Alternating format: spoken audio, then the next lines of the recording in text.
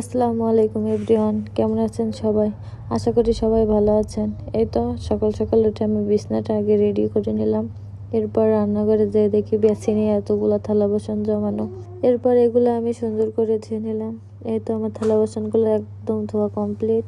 এরপর আমি গেছিলাম ছাদে দিয়ে দেখি আমাদের ছাদ বাগানে কি সুন্দর ফুল ফুটছে। এরপর আমি কিছু কাপড় ধুয়ে দিয়েছিলাম, এগুলো নাড়ে দিলাম। এরপর দেখো গাইস, এগুলো কি সুন্দর ফুল। এটা কিন্তু আমাদের লেবু গাছের ফুল। এটা অনেক সুন্দর ফুল আসছে এবং ফল অনেক ধরছে। এরপর আমি বাসায় এসে রান্নাঘর জন্য প্রিপারেশন নিচ্ছিলাম। এই তো পেঁয়াজ কেটে নিলাম। এরপরে আমি চুলাটা ধরিয়ে নেব। চুলাটা ধরিয়ে এর ভিতরে আগে থেকে তেল দেওয়া ছিল। এর ভিতরে আমি দিয়ে দিলাম কিছুটা পেঁয়াজ, বেশ কয়েকটা কাঁচামরিচ। এগুলা দিয়ে আমি এখন কিছু সময় ধরে নাড়াচাড়া করে নেব, পেঁয়াজটা একটু নরম হওয়া অবধি। আমি আজকে মূলত গলদা চিংড়ি রান্না করব। এই জন্য এখন আস্তে আস্তে করে মশলাটা ভালোভাবে রেডি করে নেব। এই তো পেঁয়াজটা নরম হওয়া অবধি আমি এভাবে হালকা হালকা করে নাড়াচাড়া করতে থাকবো। এই তো দেখো, এরপর আমি এর ভিতরে অ্যাড করব কিছুটা পরিমাণ রসুন। এই তো রসুনটা ফ্রিজে ফ্রোজেন ছিল, এই জন্য আমার উঠাতে একটু কষ্ট হচ্ছিল, বরফ জমানো ছিল। এরপরে তো আমি দিয়ে দিলাম কিছুটা পরিমাণ রসুন, যতটুকু লাগবে তত পরিমাণেই দিয়ে দিলাম আর কি।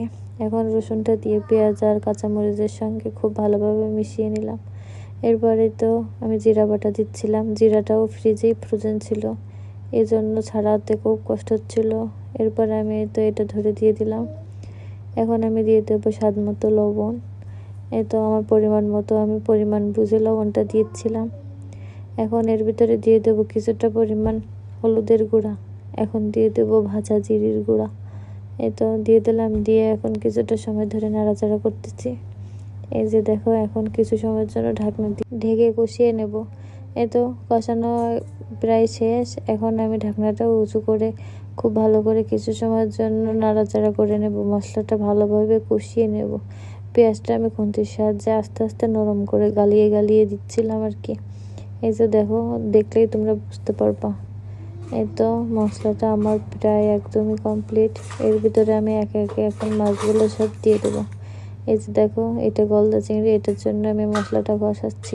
মশলাটা একদমই কষানো শেষ। এখন এর ভিতরে আমি চিংড়ি মাছগুলো দিয়ে দেবো।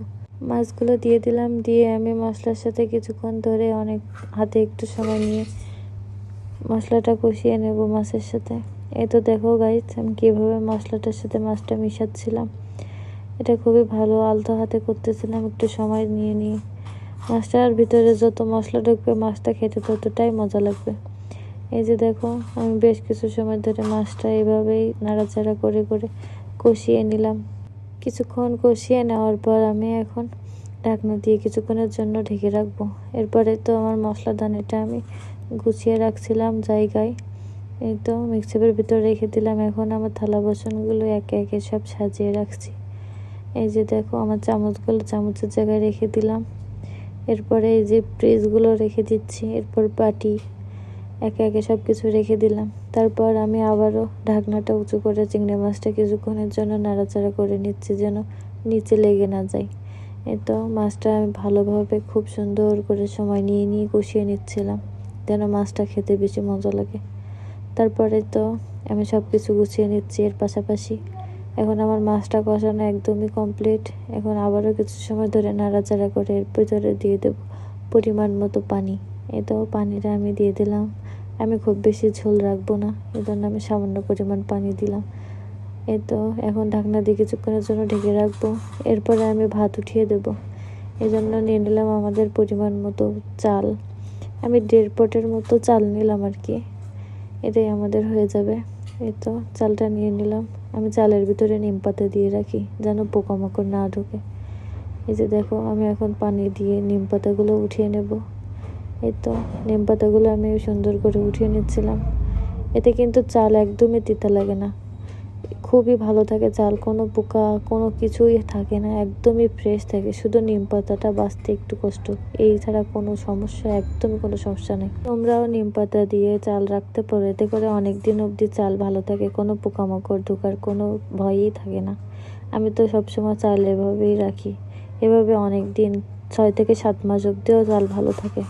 এই তো এখন রাইস কুকারে ঢাকনাটা দিয়ে রাইস কুকারের পরে ভাতটা বসিয়ে দিলাম। এই সাইডে আমার চিংড়ি মাছটাও রান্না একদমই কমপ্লিট।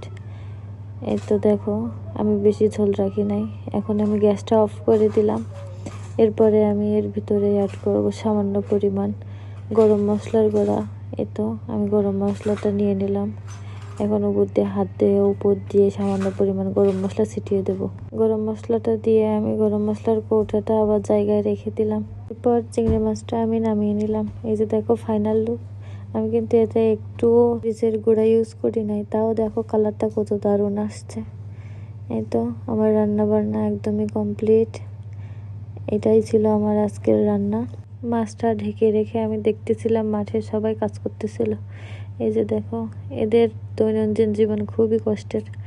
অনেক সারাদিন ডাল আর চাল নিয়ে তারা সারাদিন কাজ করে, খুবই কষ্ট হয় এই রৌদ্রের ভিতরে এগুলো নাড়া। এদের প্রতিটা স্টেপ বাই স্টেপ দেখতে খুবই দারুণ লাগে, কিন্তু খুবই কষ্ট। জীবিকার দায়ে মানুষের প্রতিনিয়ত কত যুদ্ধ করতে হয়, কত গল্প থাকে যেগুলো মানুষ আসলে জানে না। হাসির আড়ালে লুকিয়ে থাকে হাজারো না বলা গল্প, হাজারো না বলা কষ্ট। এত কষ্টের মাঝেও সবাই হাসি মুখে থাকে, সবার মনে কত আনন্দ। একে অপরের সাথে মিলেমিশে কত সুন্দর করে কাজগুলো করে নেয়।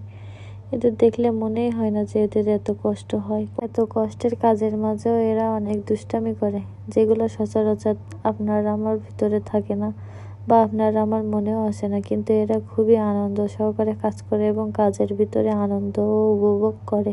দেখুন, সবাই সবার কাজ ভাগ করে নেয়। এক এক দিন এক একজন এক এক কাজ করে, এক এক দিন এক একজনের এক এক রকম দায়িত্ব থাকে। এরা কিন্তু প্রতিনিয়ত একই রুটিনে চলে না, এক এক দিন এক একজনের উপরে এক এক রকম দায়িত্ব থাকে। এই যে দেখুন, এখন ইনি এটা তাম্বুটা দিয়ে ডালটা ভালো করে ঢেকে দেবে। এই যে দেখুন, তিনজন মিলে ডালটা ঢেকে দিচ্ছিল। এই যে দেখুন কত সুন্দর আনন্দ করে তারা।